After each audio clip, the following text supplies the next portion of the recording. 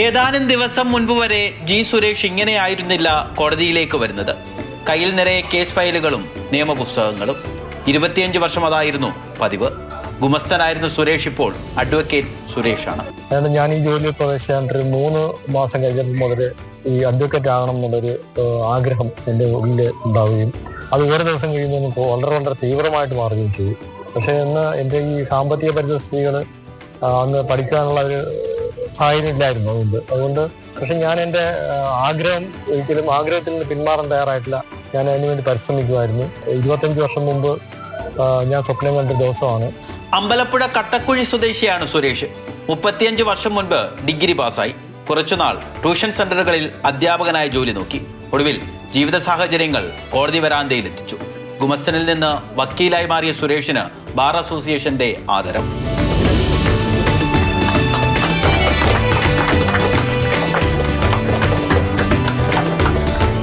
സുരേഷ് നിൽക്കുന്ന വക്കീൽ ഓഫീസിലില്ല വക്കാലത്തെങ്കിലും വേറെ വക്കാലത്താണെങ്കിലും ഞങ്ങളുടെയൊക്കെ ഫയലുമായി ബന്ധപ്പെട്ട് 2-3 ആളുകൾ ഇങ്ങനെ നിൽക്കുന്ന കൂട്ടത്തിൽ മുന്നിൽ നിൽക്കുന്ന ഒരാൾ കൂടിയാണ് സുരേഷ്. ഈ നിയമ ബിരുദം കരസ്ഥമാക്കുക എന്നുള്ളത് സ്വാഭാവികമായ എക്സ്പീരിയൻസ് കൂടി വളരെ പോസിറ്റീവായ ഘടകമായിട്ടുണ്ട്. ഗുമസ്തനായി ജോലി നോക്കിയ വക്കീലിന്റെ ജൂനിയറായിട്ടാണ് സുരേഷ് പുതിയ ജോലി ആരംഭിച്ചിരിക്കുന്നത്.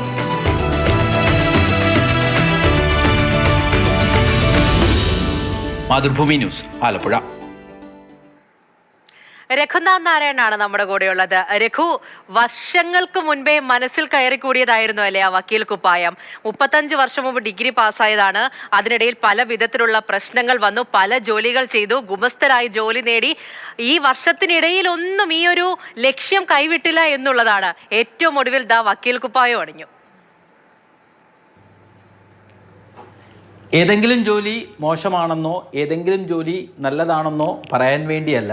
പക്ഷേ നമ്മൾ ഒരു ജോലി ചെയ്തുകൊണ്ടിരിക്കുമ്പോൾ മറ്റൊരു ജോലി ചെയ്യണമെന്നുള്ള അടങ്ങാത്ത ആഗ്രഹം, ആ ആഗ്രഹം സബലീകരിക്കണമെന്ന് നമുക്കൊരു പൂർണ്ണ ഇച്ഛാശക്തി ഉണ്ടെങ്കിൽ അത് പൂർത്തീകരിക്കാനാകും എന്നുള്ളതാണ് ജി സുരേഷിൻ്റെ ജീവിതം നമുക്ക് മുൻപിൽ തുറന്നു കാട്ടുന്നത്.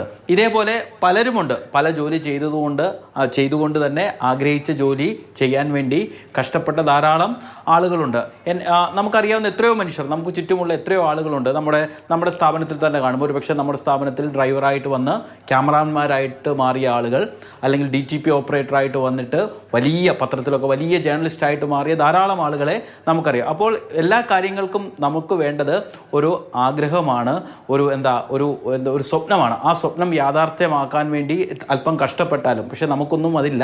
സുരേഷിനെ പോലെയുള്ള ചുരുക്കം ചില ആളുകൾക്ക് മാത്രമേ ഉള്ളൂ അത്തരത്തിൽ ഈ ജോലി. നമുക്കറിയാം, ഒരു വക്കീൽ ഓഫീസിലെ ഗുമസ്തൻ എന്ന് പറയുന്നതാണ് പ്രധാനപ്പെട്ട ആൾ. കാരണം വലിയ തിരക്കുള്ള വക്കീലൊക്കെ ആണെങ്കിൽ ആ വക്കീൽ ഓഫീസ് നിയന്ത്രിക്കുന്നത് ഗുമസ്തനായിരിക്കും. നമുക്കറിയാവുന്നതാണ്. നല്ല വക്കീലിനേക്കാൾ നല്ല വക്കീലുണ്ടാവണമെങ്കിൽ നല്ലൊരു ഗുമസ്തനും ഉണ്ടാവണം. ഈ കക്ഷികളെ ഡീൽ ചെയ്യുക, കേസിൻ്റെ ഡേറ്റുകൾ സൂക്ഷിച്ചു വെക്കുക. അങ്ങനെ പലപ്പോഴും വക്കീലില്ലെങ്കിൽ പോലും കോടതിയിലെ ചില കാര്യങ്ങളൊക്കെ മിടുക്കരായ ഗുമസ്തന്മാർ മറ്റു വക്കീലന്മാരെയൊക്കെ കൊണ്ട് ചെയ്യിപ്പിക്കുന്നത് നമ്മൾ കണ്ടിട്ടുള്ളതാണ്. എന്തായാലും ഒരു മികച്ച ഗുമസ്തനായതുകൊണ്ടായിരിക്കാമല്ലോ അദ്ദേഹത്തിന് വളരെ ഒരു റിട്ടയർമെൻറ്റ് ഘട്ടത്തിലേക്ക് വരുമ്പോൾ അഭിഭാഷകനായിട്ട് പരീക്ഷ എഴുതി ജയിക്കാൻ വേണ്ടി പറ്റിയത്. എന്ന് മാത്രമല്ല, അദ്ദേഹം ഒരു 30 വർഷം മുൻപ് ഡിഗ്രി പാസ്സായ ആളാണ്. അന്നത്തെ കാലത്ത് ഡിഗ്രി പാസ്സാകുക എത്രത്തോളം വിജയ ശതമാനം ഉണ്ടെന്നൊക്കെ നമുക്ക് ഊഹിക്കാവുന്നതേ ഉള്ളൂ. പക്ഷേ അദ്ദേഹത്തിൻ്റെ ജീവിത സാഹചര്യങ്ങളൊക്കെ കൊണ്ട് ട്യൂട്ടോറിയലൊക്കെ പഠിപ്പിച്ച ശേഷം വക്കീൽ ഗുമസ്തനായി ഇപ്പോൾ അഭിഭാഷക കോട്ട് അണിഞ്ഞിരിക്കുകയാണ്.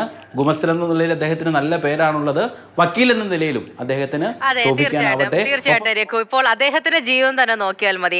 നമ്മളൊക്കെ ജീവിതത്തിലൂടെയൊക്കെ പല ഘട്ടങ്ങളിലൂടെ കടന്നു പോകേണ്ടി വരും. അപ്പോഴൊരു സ്വപ്നം ഉണ്ടെന്നുണ്ടെങ്കിൽ സുരേഷ് ചേട്ടനെയൊക്കെ ഒന്ന് കണ്ടു പഠിച്ചാൽ മതി. മനസ്സ് വെച്ചാൽ എല്ലാ കാലത്തും എല്ലാം അങ്ങ് നടക്കുമെന്നേ. അങ്ങനെ തന്നെ മുന്നോട്ട് പോകണം കേട്ടോ, ഒരിക്കലും മറക്കരുത്. എന്തായാലും ആഗ്രഹം നേടിയെടുത്തിരിക്കുകയാണ്. ആശംസകൾ നേരുന്നു സുരേഷ് ചേട്ടന്. ശരി രഘു.